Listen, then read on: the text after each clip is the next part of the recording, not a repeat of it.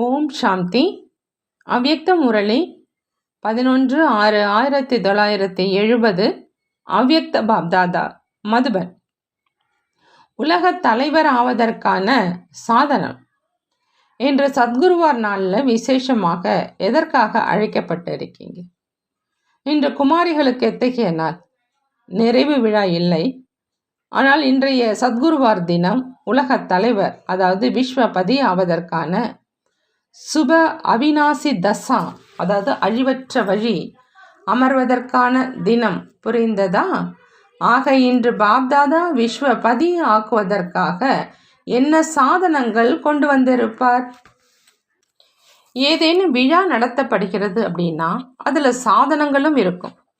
ஆக இன்று விஸ்வபதி ஆக்குவதற்கான விழாவில் விசேஷமாக என்ன சாதனங்கள் கொண்டு வந்திருக்கிறாங்க? கிரீடம், சிம்மாசனம், திலகம். பிறகு இந்த மூன்றையும் அணிந்து கொள்வதற்கான தைரியம் இருக்கிறதா? கிரீடத்தை அணிந்து கொள்வதற்காக, சிம்மாசனத்தில் அமர்வதற்காக மற்றும் திலகத்தை அணிந்து கொள்வதற்காக என்ன செய்ய வேண்டும்? 1 தியாகம், 2 தபஸ்யா மற்றும் சேவை. திலகத்தை அணிந்து கொள்வதற்காக, தபஸ்யா மற்றும் கிரீடத்தை அணிந்து கொள்வதற்காக, தியாகம் மற்றும் சிம்மாசனத்தில் அமர்வதற்காக எவ்வளவு சேவை செய்வீர்களோ அவ்வளவு இப்பொழுது சிம்மாசனத்திற்கு தகுதி உள்ளவராக மற்றும் வருங்காலத்திலும் கூட சிம்மாசனத்தில் அமரக்கூடியவர்களாக ஆவீங்க. இந்த 3 விஷயங்கள்ல இருந்தும் 3 பொருட்களை தாரணை செய்ய முடியும். ஒரு தாரணை குறைவாக இருந்தாலும் கூட பிறகு விஸ்வபதியாக ஆக முடியாது. புரிந்ததா? ஆக இந்த 3 குணங்களையும் தனக்குள் சம்பூர்ண தாரணை செஞ்சிருக்கீங்களா? 3ல் 1 கூட விடுபட்டுடக்கூடாது. அப்பொழுதுதான் சூர வீரன் என்று எப்படி பெயர் கொடுக்கப்பட்டுள்ளதோ அது காரியம் செய்யும். 3னுடைய உறுதிமொழியையும் எடுத்துக்கொண்டிருக்கீங்களா? எதை தியாகம் செய்வீங்க? அனைத்திலும் பெரியதிலும் பெரிய தியாகம் எது? இப்போது சேவையில் ஈடுபட்டிருக்கீங்க அப்படின்னா அதற்காக முக்கியமாக இதை தாரணை செய்யணும். அதாவது நான் என்பதனுடைய தியாகம். நான் செய்தேன், நான் தான் இதை அறிவேன், நான் இதை செய்ய முடியும். இந்த நான் என்பதனுடைய அபிமானத்தை தியாகம் செய்துவிட வேண்டும். நான் என்பதற்கு பதிலாக பாப்தாதா சொல்லியுள்ள ஞான விஷயங்களை வர்ணனை செய்யுங்க. எனக்கு இது தெரியும் என்பதல்ல, பாப்தாதாவிடமிருந்து இதை தெரிந்து கொண்டேன். ஞானத்தில் வந்த பிறகு வரக்கூடிய சுய அபிமானத்தையும் தியாகம் செய்துவிட வேண்டும். எப்பொழுது இந்த அளவு தியாக விருத்தி மற்றும் திருஷ்டி இருக்குதோ அப்போ சதா ஸ்மிருதியில் பாபா மற்றும் தாதா, அதாவது சிவபாபா மற்றும் பிரம்மபாபா மட்டுமே இருப்பாங்க. மேலும் வாயிலும் இதே வார்த்தை தான் இருக்கும். புரிந்ததா? அப்பொழுது விஸ்வபதி ஆக முடியும், உலக சேவை செய்ய முடியும்.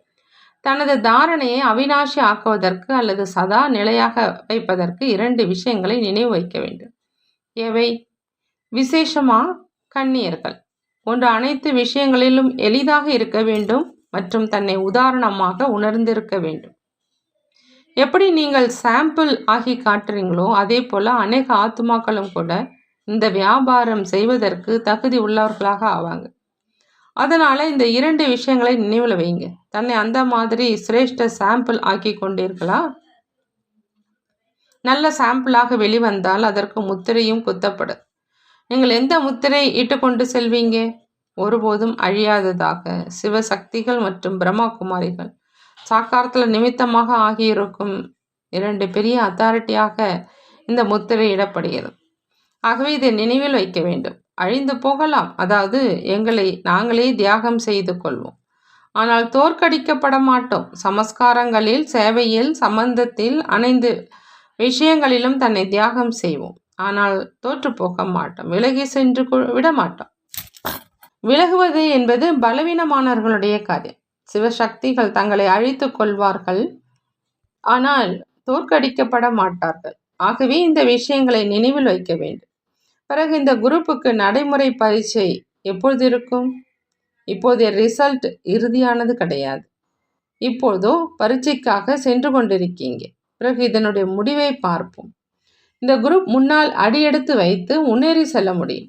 பாப்தாதா அந்த மாதிரி நம்பிக்கை வைக்கிறாங்க. ஆகவே இப்பொழுது அந்த மாதிரி புரிஞ்சுக்கிங்க.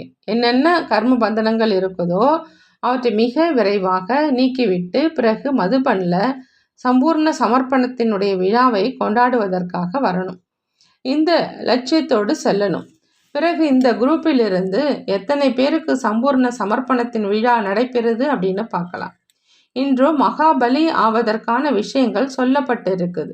பிறகு மகாபலி ஆவதற்காக வருவீர்களானால் பாப்தாதா நன்றாக அலங்கரிப்பாங்க. அலங்கரித்து பிறகு ஸ்வாகா செய்ய வேண்டி இருக்குது. எவ்வளவு பாப்தாதாவின் சிநேகியோ அவ்வளவு சகயோகியாகவும் ஆக வேண்டும். எப்பொழுது தனக்குள்ள சர்வ சக்திகளையும் தாரணை செய்வீங்களோ அப்பொழுது சகயோகியாக ஆவீங்க. பிறகு ஸ்வாகா ஆவது என்பது சகஜமாகிவிடும். எந்த ஒரு சக்தி குறைவாக இருந்தாலும் அதை இன்றைய தினமே தனக்குள்ள நிரப்பிக் கொண்டு செல்ல வேண்டும். எந்த ஒரு குறையையும் தன்னுடன் எடுத்து செல்லக்கூடாது. இப்பொழுது கணக்கு வழக்கை முடிப்பதற்காக மட்டுமே செல்றீங்க. சர்வ சக்திகளை தனக்குள் நிரப்பிக் கொண்டு செல்லும் போதுதான் கணக்கை முடிக்க முடியும் இல்லையா? ஆக இப்பொழுது கடைசி பேப்பரினுடைய நம்பர்கள் எப்பொழுது நடைமுறையில் செய்து காட்டுவீர்களோ அப்பொழுது வெளியாகும். நல்லது. ஓம் சாந்தி. நன்றி பாபா. நன்றி.